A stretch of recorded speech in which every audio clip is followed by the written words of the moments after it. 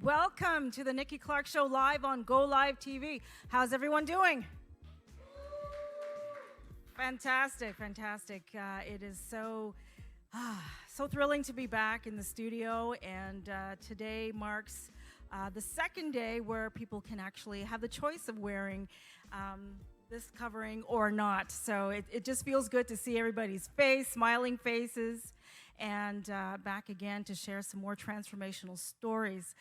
The show is about changing lives through incredible, heartwarming stories of upliftment and inspiration, and we are thrilled to be back with some amazing guests. So to kick off the show, for our March show, we have a wonderful gentleman who is representing two countries from Jamaica and also Canada. He is the Consul-General of Jamaica. Please welcome C.G. Lincoln Downer. Welcome to the show.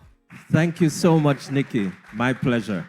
Oh, thank you again for taking the time to spend with us today.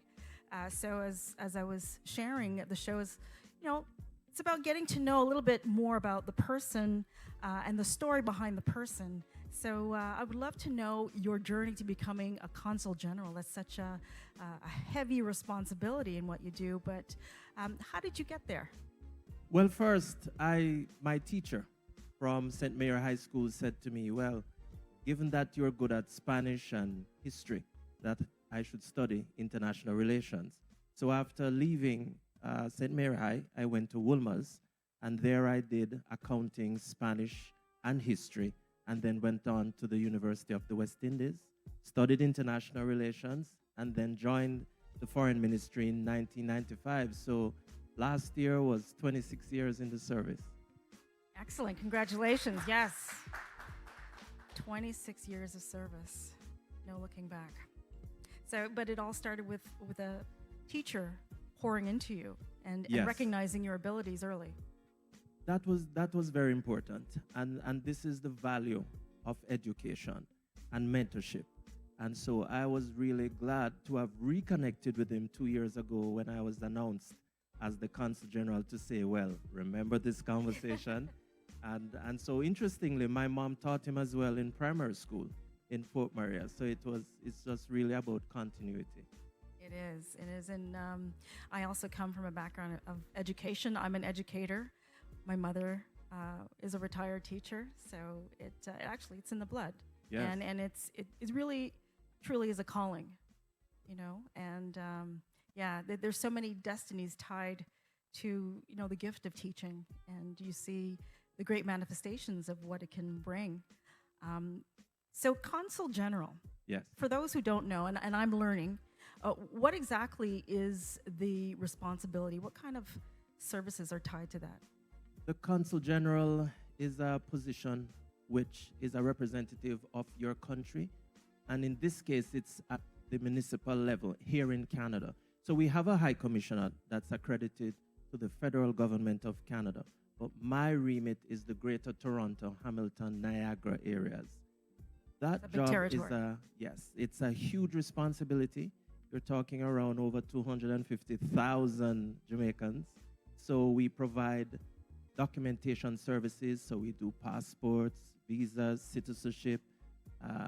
Also a new area, live testimonies. So persons who have court cases in Jamaica, they come to my office, and there they give their own testimonies, and we act as registrars.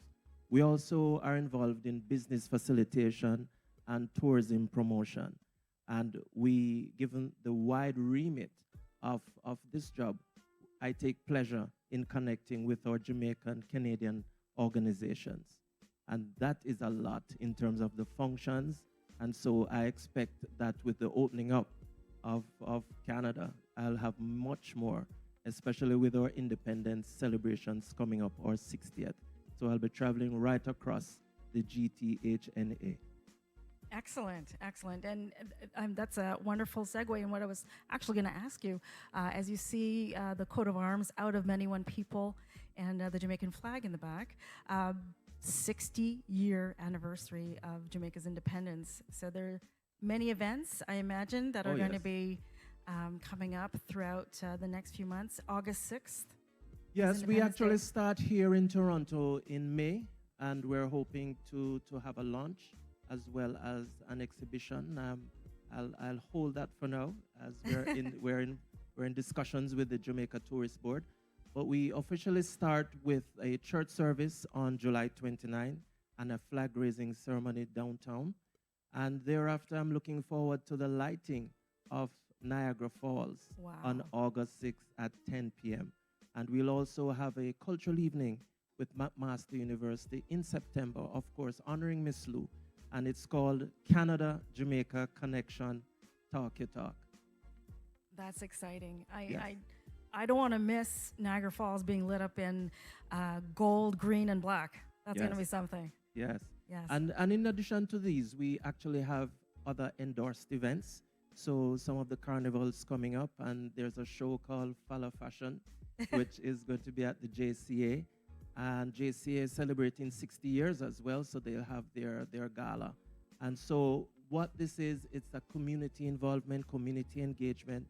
So it's the consulate working with your good friend, Adoma Patterson, in bringing that steering committee together and planning all of these events. Yeah, so I want to give a special shout out to Adoma. She's been a wonderful friend and supporter for many years, and she does wonderful things through the Jamaican Canadian Association. So thank her for her hard work and service. Yes.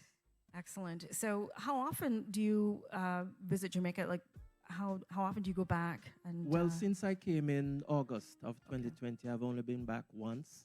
And that was to see my mother receive a national award, Badge of Honor for Meritorious Service for Community Development, Education, and Culture. So that's been the only time.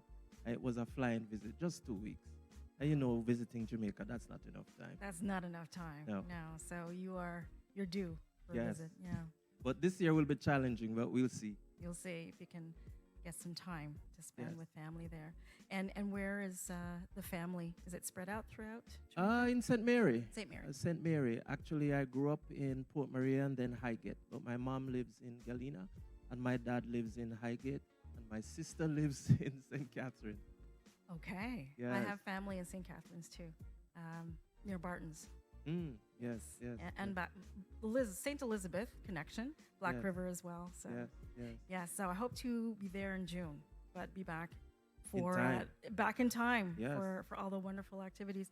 So before we close, I'd just love to ask you one other question. As you know, we talk about service, and it's very important for me, especially the daughter of a teacher, and my father was a priest. There was a lot of work in the community, and the harvest is mighty, but the laborers are few. Yeah.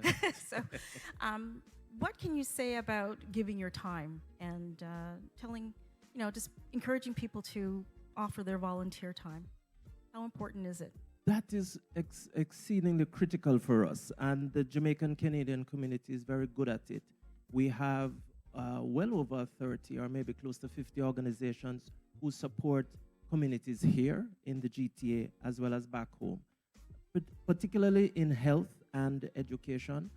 For instance, I'll say during the pandemic, the community really rallied to support Jamaica in providing personal protective equipment as well as devices for children who, of course, as you know, we had to suspend online learning. So there's a lot of that, but also we need people to give their skills and their expertise. Right. So right now there are lots of fundraisers you may see going on in the community to really support hospitals, schools, and nursing homes. So that's a part of who we are innately as Jamaicans, to give back.